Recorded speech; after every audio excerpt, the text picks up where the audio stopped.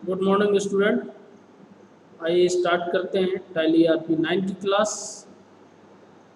Tally ERP 9 में इस समय हम जो पढ़ रहे थे बाउचर्स पढ़ रहे हैं। बाउचर्स के अंतर्गत जो मैंने आपको बताया था प्रीवियस वीडियो में, स्टॉक जर्नल बाउचर तक हमने पढ़ लिया था। अगला बाउचर्स आपको मैं समझाने जा रहा हूँ वह है physical stock vouchers. Physical stock voucher का मतलब क्या है? कई बार क्या होता है कि जब हम अपने प्रोडक्ट को या आइटम्स को स्टॉक में गुड्स को स्टोर करके रखते हैं तो किसी कारण से कुछ प्रोडक्ट या स्टॉक हमारा ख़राब हो जाता है, टूट जाता है या करप्ट हो गया, ख़राब हो गया, जिससे रिलेटेड जो भी प्रोडक्ट होगा कई प्रकार की कमियां आ जाती हैं। उसमें होता क्या है कि हमारे टैली आरपी 9 में मान लीजिए हमारे पास स्टॉक में 20 पीस रखा है, तो टैली आरपी 9 में आपका 20 पीस चढ़ा हुआ है वो प्रोडक्ट। लेकिन जब एक्चुअल में हम गोडाउन में गए 20 की जगह हमको 15 पीस मिला, 5 पीस डिफेक्टिव हो गया, खराब हो गया,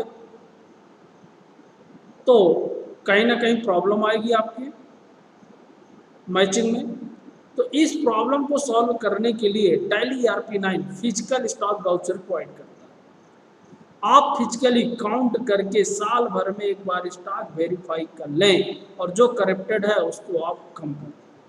इस प्रकार की एंट्री को करने के लिए या एडजस्टमेंट करने के लिए हम फिजिकल स्टॉक बाउचर का यूज करते हैं। जैसा कि लिखा है, यदि हमारे पास गोडाउन में स्टॉक की मात्रा टैली के स्टॉक की मात्रा से अलग है, अब आप समझ गए होंगे, टैली में अलग है, गोडाउन में अलग है। ऐसी कंडीशन कब हो सकती है? जब हमारा प्रोडक्ट खराब हो जाए।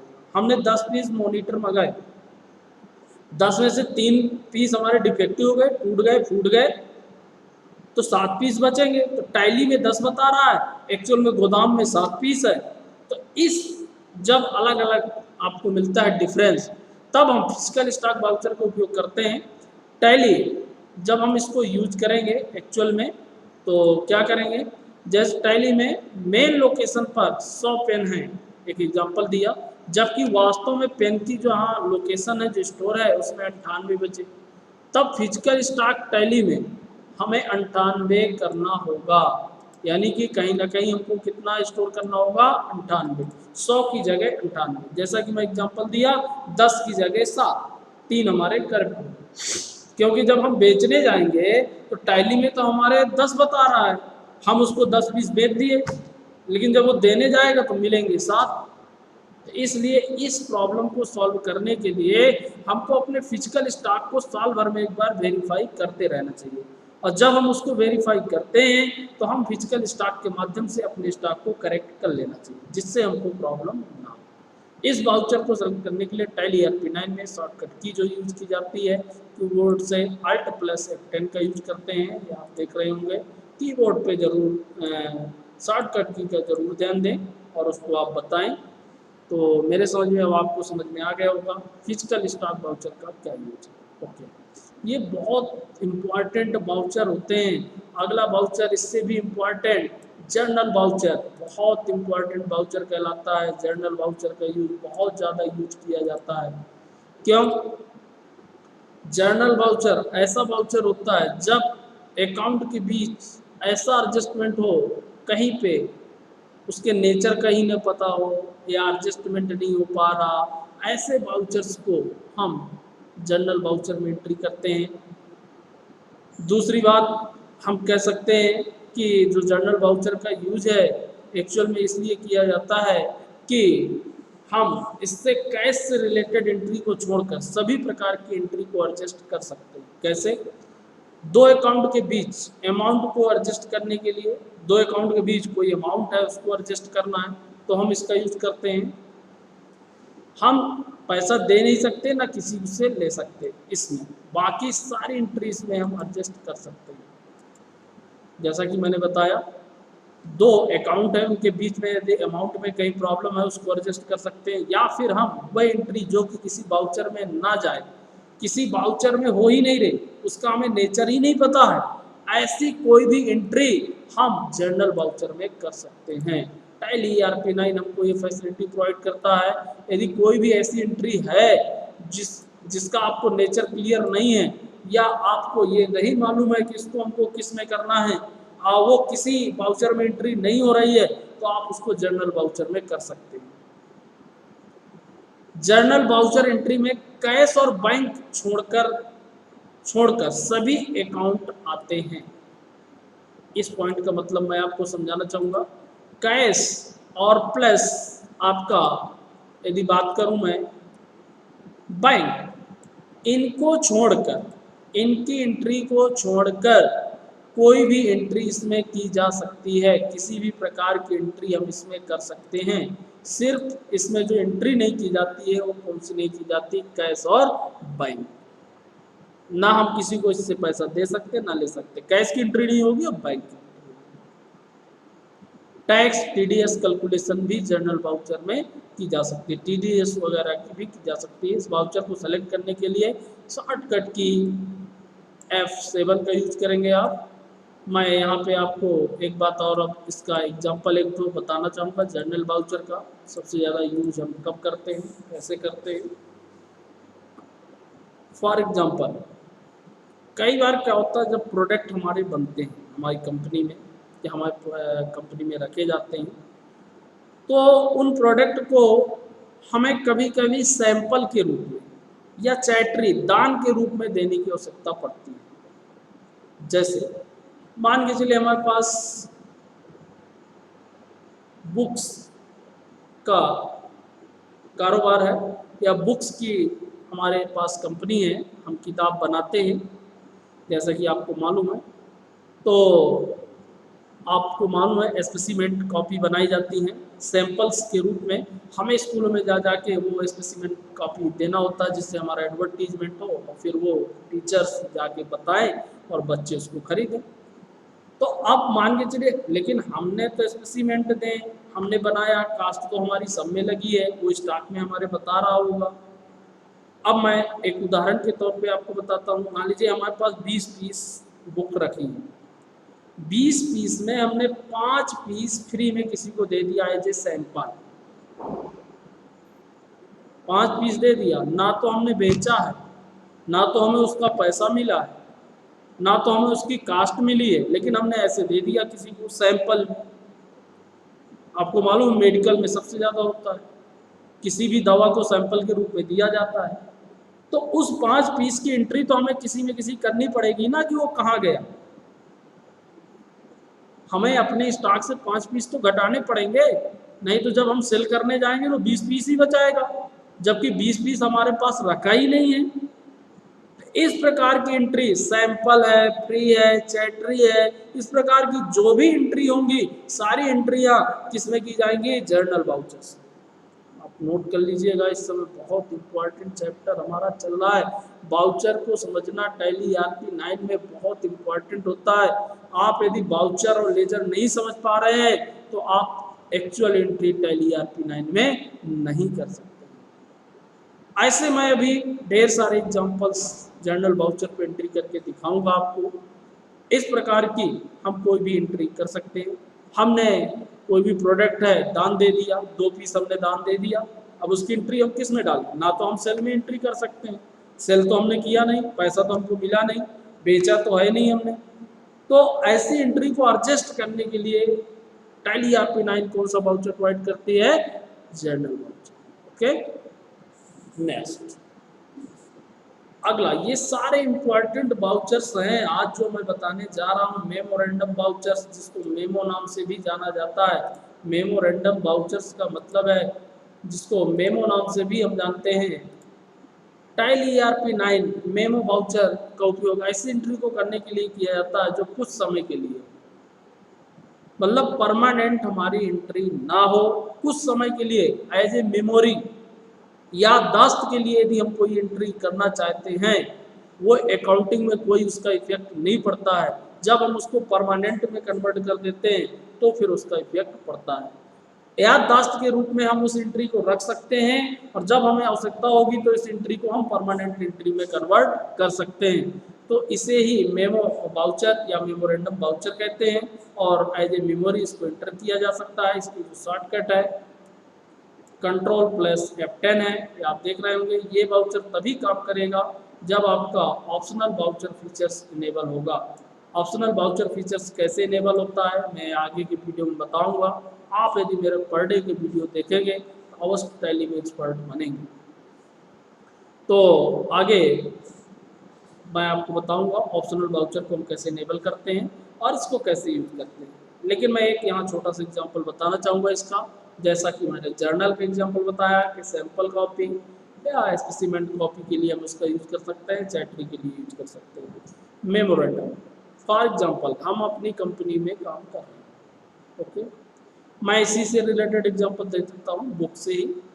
बुक हमारी कंपनी बुक का ट्रांजेक्शन करती है, किताब का हमारा कारोबार है, उसकी एंट्री हम रखते हैं। है क्या एक्चुअल में, अब हम बुक सेल करते हैं, ठीक है। अब मान लीजिए चित्रकूट में सेल कर रहे हैं, हमें बुक खरीदनी पड़ती होगी। हमने एक व्यक्ति को अपने भेजा कि भोपाल से जाओ तुम बुक खरीदना, लिस्ट बना के हमने दे दी उसको। हमने बुक की लिस्ट तो दे दिया उसको, लेकिन हमें एक्चुअल कास्ट तो नहीं पता होगी ना, वो तो कम ज़्यादा हो सकती है, हमें पुरानी कास्ट पता होगी, नई हो सकती है, नई कास्ट हो सकती है, या नई बुक हमको कुछ चाहिए तो उसकी कास्ट तो हमको मालूम ही नहीं हो, तो हम उसको एक्यूरेट पैसा तो नहीं दे सकते हैं। दूसरी बात, उसके आने जाने में कितना खर्च होगा, किस होटल में रुकेगा, खाने में कितना पैसा खर्च होगा, टीए डीए, ये अभी हमें पहले से कुछ भी फिक्स नहीं होगा। जब वो वहाँ से बुक खरीद के ले आएगा फिर हमको जब हिसाब देगा तब हमारे पास एक्चुअल उसका बिल कंप्लीट होगा। लेकिन यदि हम उसको कुछ अमाउंट दे रहे हैं तो हमें कहीं ना कहीं उसको लिखना भी चाहिए। हम देने के बाद भूल गए कितना अमाउंट दिया था तो ये भी गलत है। तो टैली ERP9 इस प्रॉब्लम को सॉल्व करने के लिए मेमोरेंडम वाउचर प्रोवाइड करती है और इसमें हम इस प्रकार की एंट्री करके रख सकते हैं। फॉर एग्जाम्पल, मैंने जिस व्यक्ति को भेजा उसको मैंने एक 50,000 रुपये दे दिया कि लो 50,000 रुपये ले जाओ, तुम बुक खरीद लाओ, तुम्हारा इसी में टीए डीए सब कुछ है, इससे थोड़ी बहुत कम ज़्यादा भी हो तुम लगा भी सकते हो, नहीं है तो 50,000 के अंदर तुम बुक खरीद के ले आओ। अब जब वो आ जाएगा तब हम एक्चुअल बिल की एंट्री करेंगे। तो मैं यहाँ पे मेमोरेंडम वाउचर में उसके नाम से जो भी जब व्यक्ति जाएगा उसका लेजर ओपन करके 50,000 रुपये की एंट्री कर दूँगा और नरेशन में लिख दूँगा for books purchase in Bhopal, जो भी है कि बुक परचेज के लिए इसको भोपाल हमने भेजा, वो हमारे मेमोरेंडम में पड़ा रहेगा, अकाउंटिंग में उसका कोई इफेक्ट नहीं आएगा। जब वो 8 दिन 10 दिन बाद या 2 दिन 3 दिन बाद लौटेगा, जब आ जाएगा फिर हमको हिसाब देगा। जिस दिन वो प्रॉपर आके हिसाब दे देगा कि 40,000 345 या इतने 50,000 60 जो भी होगा इतने का टोटल खर्च आया, इतने की बुक आई, इतने का मैंने खाना खाया, इतने का बस का किराया, इतना ऑटो का किराया, सब कुछ जब हमको बना के दे देगा उस एंट्री को हम फाइनल एंट्री कर लेंगे, फाइनल में चढ़ा देंगे और मेमोरेंडम से उस एंट्री को हटा देंगे। वो मेमोरेंडम एंट्री को ही या तो हम फाइनल में कन्वर्ट करेंगे। इस प्रकार की एंट्री को मैनेज करने के लिए मेमोरेंडम वाउचर का यूज किया जाता है, मेमो वाउचर का यूज किया जाता है। शायद आपको समझ में आ गया होगा, मैंने आपको एग्जांपल दिया, इसलिए मैं वाउचर बहुत अच्छे से आपको पढ़ाना चाहता हूँ। टैली में यदि आप वाउचर और लेजर सीख गए, टैली में आप एक्सपर्ट बन गए। ओके, नेक्स्ट हमारा जो वाउचर है रिजेक्शन इन वाउचर। इसका क्या यूज है? रिजेक्शन इन वाउचर, खराब स्टॉक को लेने की एंट्री रिजेक्शन इन में की जाती है। इस वाउचर को सेलेक्ट करने के लिए टैली में शॉर्टकट की कंट्रोल प्लस F 6 का यूज करते हैं।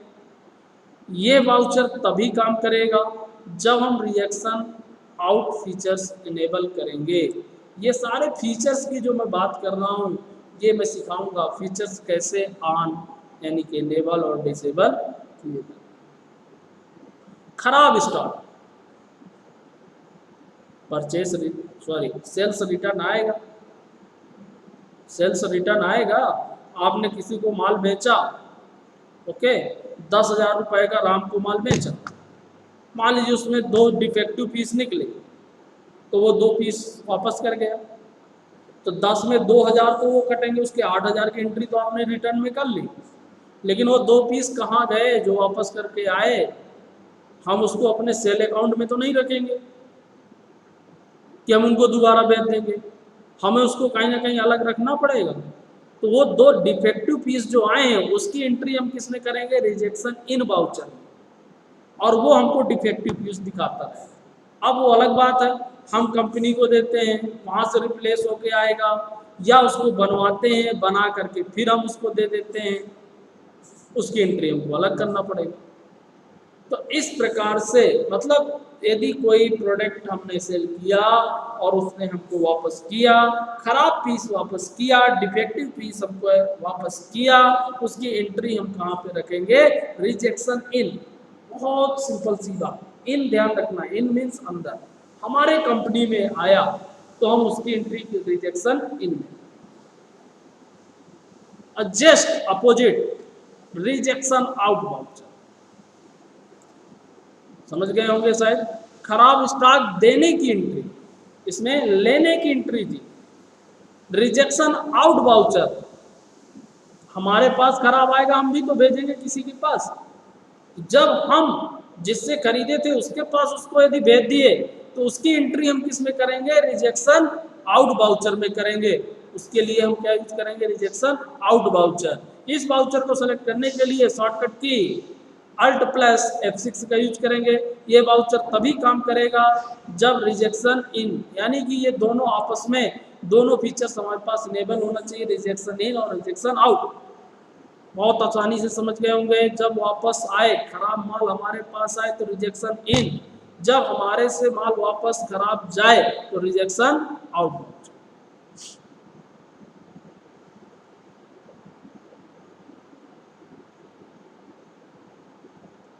बात समझ में आ गई। तो इस प्रकार से रिजेक्शन इन और रिजेक्शन आउट वाउचर का यूज आपको करना है। तो मेरे समझ में ये वाउचर आपको समझ लिए होंगे, आप इनको नोट कर लेंगे। मैं इसीलिए आपको आराम आराम से कुछ वाउचर्स पढ़ा रहा हूँ, बहुत आगे एक साथ पूरे वाउचर्स नहीं पढ़ा रहा हूँ।